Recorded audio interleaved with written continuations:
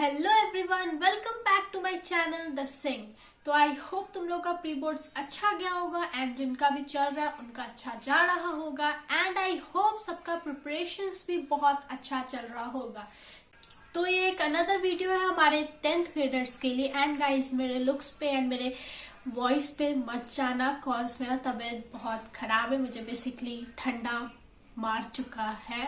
तो let's start with the topic guys. मैं सब कुछ बता देती हूँ कि मैं कैसे रिवीजन की। बेसिकली मैं रिवीजन अपना शुरू की थी, सब कुछ करना एंड सब कुछ मैं करना शुरू कर दी थी जेन्युइन होके अपने विंटर वेकेशन से, जो कि मुझे दिसंबर 25 के बाद से मिल गया था। मैं सब कुछ उसी में ही की थी, तो मेरा स्पीड थोड़ा फास्ट है। आई नो सब लोग वैसे नहीं हो सकते, तो I will suggest you guys that सबसे पहला पॉइंट कि अपना नोट्स जो कि साइंस का एंड एसएसटी का, देखो सारे सब्जेक्ट्स जो होते हैं उसमें बेसिकली सबसे इम्पोर्टेंट नोट्स वाला मेन जो जिसमें डिटेल नोट्स वगैरह रहना चाहिए वो होता है साइंस एंड एसएसटी।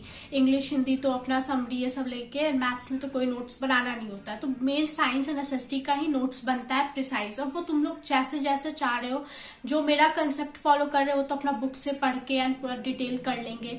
बाकी तुम लोग जैसे जैसे अपना प्रेफर करते हो बनाते आ रहे हो तुम लोग वैसे कर सकते हो एंड अपना नोट्स कंप्लीट करके रेडी रख लो इन दो सब्जेक्ट का। सबसे पहला तुम्हारा रिविजन का ये पार्ट खत्म हो गया। दूसरा पार्ट आता है तुम्हारा हिंदी एंड इंग्लिश का। तो इन दो सब्जेक्ट में क्या करना है, तुम लोग अपना चैप्टर रीड कर लो, उसके बाद इंपॉर्टेंट लाइंस को हाईलाइट कर दो, हार्ड वर्ड्स याद कर लो, उसके बाद क्या करो इन लोग का समरी, मैसेज, थीम, टोन, कोई अदर मैसेज है उस स्टोरी से रिलेटेड, वो सब कुछ हर चैप्टर का लिख के रख लो हिंदी एंड इंग्लिश दोनों में, ताकि एंड टाइम पे भी एग्जाम के एक दिन पहले भी कॉपी खोल के ओवरव्यू ले लो ताकि बेसिक क्वेश्चंस के आंसर दे सको। अब थर्ड पॉइंट है मैथ्स का। तो मैथ्स हम लोग मान के चलते कि 99% बच्चों का मैथ्स डगमगाया हुआ रहता है या नॉर्मल रहता है। नॉर्मल इन द सेंस कि वो बच्चा का ना पूरा खराब ही है, जैसे मेरा तो पूरा खराब ही था। बीच बीच वाला जो 60 प्लस ले आता है वैसे बच्चे का, और कुछ 1% वो बच्चे होते हैं इनका मैथ्स बहुत अच्छा होता है, हमारे क्लास के कुछ टॉपर बच्चे, ठीक है। तो हम लोग वो 99% बच्चों का ही मान के चलते हैं कि मैथ्स क्या करना है, वैसे बच्चों को ना हर दिन चलाना है। मैं मैथ्स हर दिन सॉल्व करती थी, इसलिए मैं 3 बुक पूरा सॉल्व कर पाई थी। मैं हर दिन सॉल्व करती थी मैथ्स गाइज, एंड इसलिए मैं इतना प्रैक्टिस भी कर ली थी कि मैं बाय गॉड मतलब मैं बहुत अच्छा स्कोर किया। आई नो थोड़ा कम था लेकिन आई स्कोर नाइस मेरे तरफ से, मेरी मेहनत के हिसाब से। तो यस, मैथ्स को तुम लोग को हर दिन चलाना है, एवरी डे। जैसे करना है क्या, तुम लोग को आज चैप्टर 1 का इतना क्वेश्चंस कर लेंगे इस बुक से।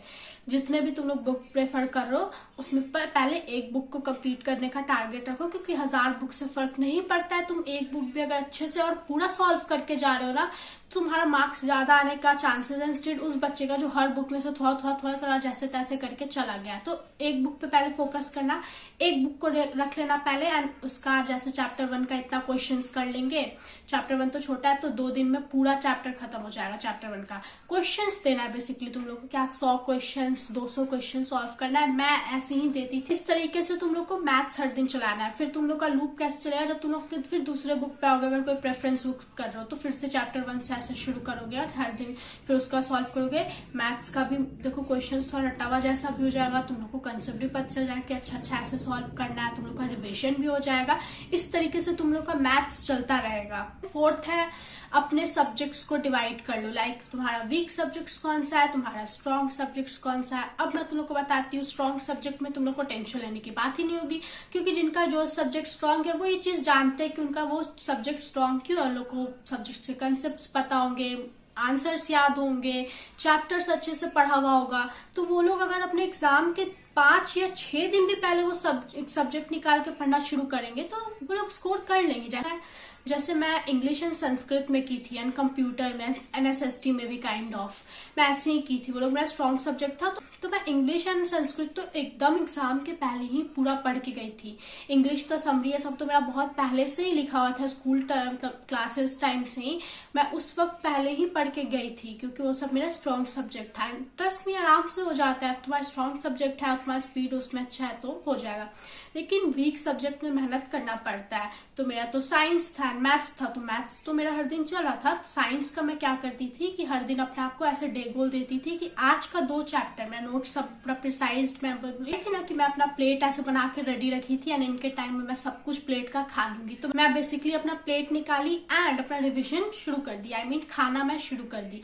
अपना फर्स्ट डे में दी कि आज 2 चैप्टर इसका रिवाइज कर लूंगी, फिर कल 2 चैप्टर, फिर 2 चैप्टर, फिर 2 चैप्टर, ऐसे खत्म हुआ 10-15 दिन में। फिर लूप में चलाई मैं कि फिर से ऐसे ऐसे लूप में चलाते चलाते, एंड हाँ बीच में मुझे कुछ याद आ जाता कि मैं कुछ भूल रही हूँ, कभी तो सडन हिट करता रात में सोते वक्त या कुछ ऐसा, तो फिर मैं उस चैप्टर को थोड़ा सा देख लेती थी, या कभी क्वेश्चन ऐसा कर रही हूँ तो उस चैप्टर को जाके देख लेती थी जिस चैप्टर से रिलेटेड रहता था।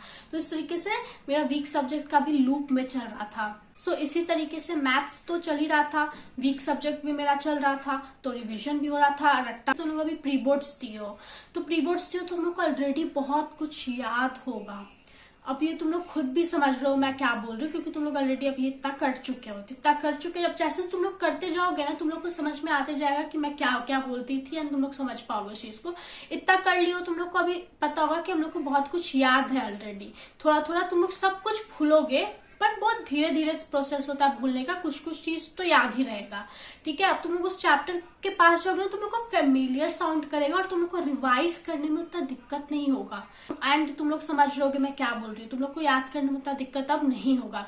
तो जैसे ही तुम लोग अपने वीक सब्जेक्ट को रिवाइज करने जाओगे, तुम लोग ऑलरेडी प्री बोर्ड्स दे चुके हो तो उसका रिवाइज सब कुछ रट के तुम लोग गए थे, तुम लोग को ऑलरेडी पता होगा। तुम लोग ऐसे से 1-2 बार 2-3 बार लूप चलाओगे ना, तुम लोग को मुंह जुबानी याद हो जाएगा सबका आंसर। मतलब तुम लोग को अगर लग भी रहा होगा ना कि यार भूल रहे हैं, तो अगर क्वेश्चन उससे रिलेटेड आएगा तो तुम लोग का आंसर हिट कर जाएगा, तो उसमें टेंशन लेने की कोई जरूरत नहीं। तो ऐसे ही अपना वीक एंड स्ट्रॉन्ग डिवाइड कर, तो इस तरीके से तुम लोग को सब कुछ अपना रिवाइज करना है। वीक सब्जेक्ट, स्ट्रॉन्ग सब्जेक्ट्स क्या है, नोट्स रेडी रखना है, मतलब एवरीथिंग मैं सब कुछ बता दी कैसे रिवाइज करना है। मैं ऐसे ही की थी, मैं अपना सब कुछ डिवाइड वगैरह कर ली थी नोट्स वगैरह से, एंड देन इन टाइम पे सारी थालियां मैं अपनी खा ली थी एंड जाके exam they. I hope guys आप लोग को ये वीडियो पसंद आई है, एंड अगर आई है तो यार चैनल को सब्सक्राइब कर दो एंड लाइक कर दो एंड शेयर कर दो।